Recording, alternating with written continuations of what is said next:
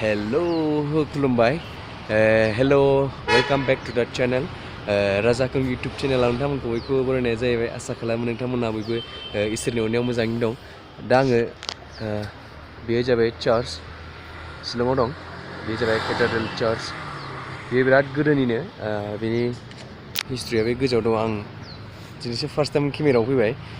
नङाबा आगोल फैबाय थायोमोन जों दा बाहाय ओरैनो भिलेजफ्राव कलेज फरायनाय ओरैनो बेरायनाय बिसोरो रेस्ट खालामफैयो आरो टुरिस्टफोरबो मेरला थाफैयो सिङाव हाबलांबासो मोजां मिन्थिजोबसिगोन ओजों गोजौआव माबा दङ चार्चनि सिङावहाय फट'ग्राफिया एलाउड गैया दा बेनि थाखायनो आं सिंनिखौ देखायनो हानाय नङा रायजो राजा नोंथांमोननो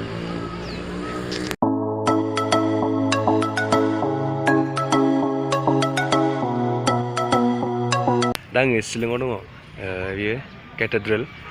केथेड्रेल चार्च दाख्लैनो फैदों आं शिलंआव ओमफ्राय टाइम मोनाखै एसे बिजि खामानि दंमोन बेनि थाखायनो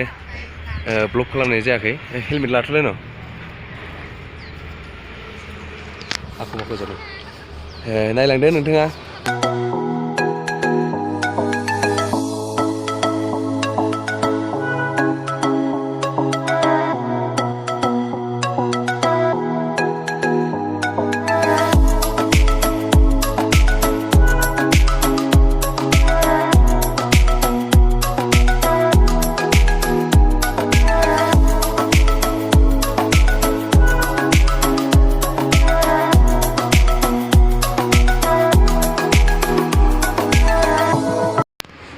जोङो दा नै गोजौआव गाखोलांगासिनो लामाया बयजोंबो हाबजायोमोन खिन्थु नैबे भिडिअ बानायनो थाखाय नैबेजों हाबबाय आं ओरै हाबबोबाय ओरै गोजौआव दावखोलांगासिनो जों एसे गोजौथार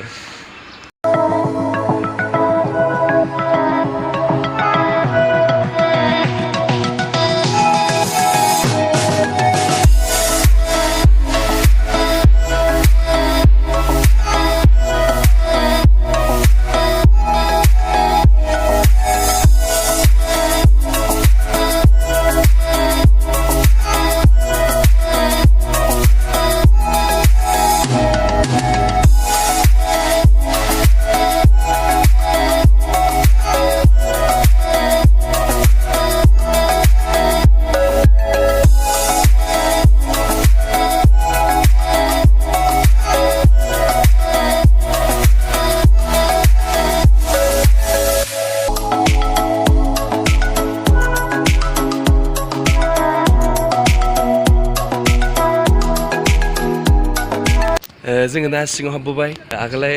कलेज टाइमाव सानफ्रामबो बेलासियाव सम सम बेरायनो फैयोमोन आं लोगोफोरजों बेरायनो फैयोमोन जों दाबो बेरायनो फैयो अनेक बेरायनो फैयो दाबो टुरिस्टफोरबो फैयो आरो फेमिलिनि आरो कलेज फरायनाय गथ'फोर आरो उन्दैफोरबो ओरैनो बेलासियाव रेस्ट खालामफैयो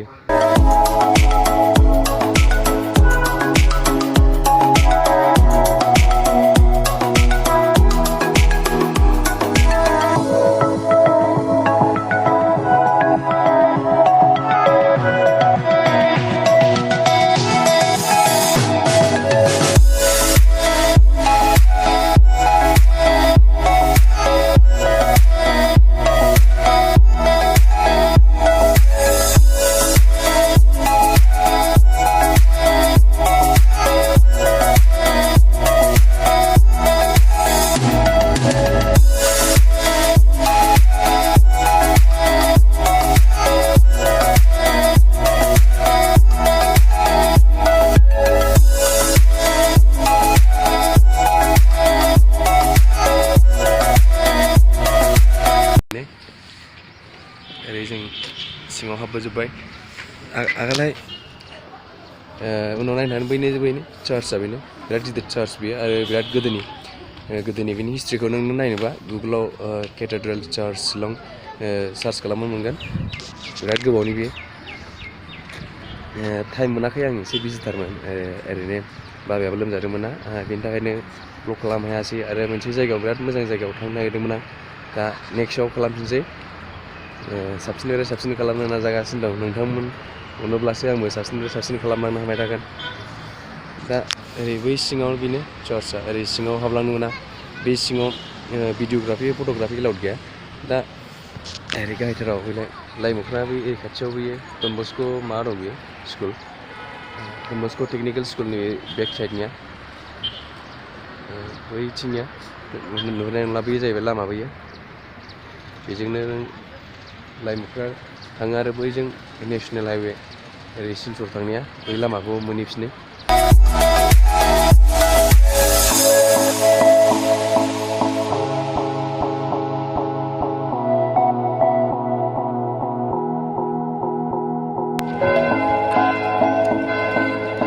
आरो नोंथांमोनखौ आं एसे एडभाइस होनो सानो नोंथांमोना जुदि कापोल्सजों बेरायनो फैयोब्ला बेयाव जिरायनानै टाइम स्पेन्ड खालामनो एलाउड गैया बैयावबो जिरायग्रा दं गाहायाव जिरायग्राथ' गैया ओरैनो हाग्रा दं बेयाव कापोल्सफ्रा जिरायनानै टाइम स्पेन्ड खालामनानै एलाउड गैया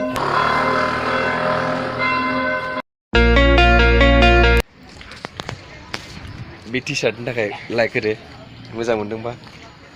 पाबजि एडिक्टेड प्लेयार्सफोरनि थाखाय गाननानै गेलेबा देरहाबाय थागोन दाउ बेदरजों माबा मोनजाबाय थागोन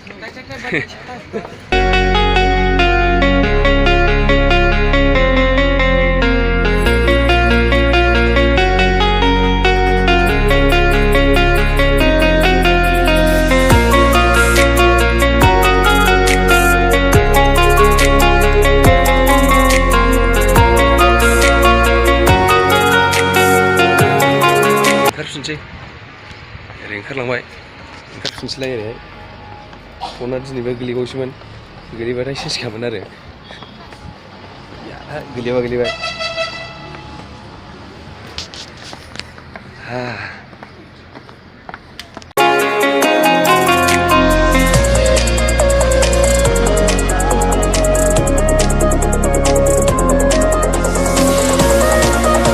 स' गाइस दिनैनि भिडिअखौ बेयावनो फोजोबनोसै सर्ट आरो सिम्पोल जाबाय दिनैनि भिडिअआ नोंथाङा जुदि आंनि चेनेलाव गोदानब्ला चेनेलखौ साबस्क्राइब खालाम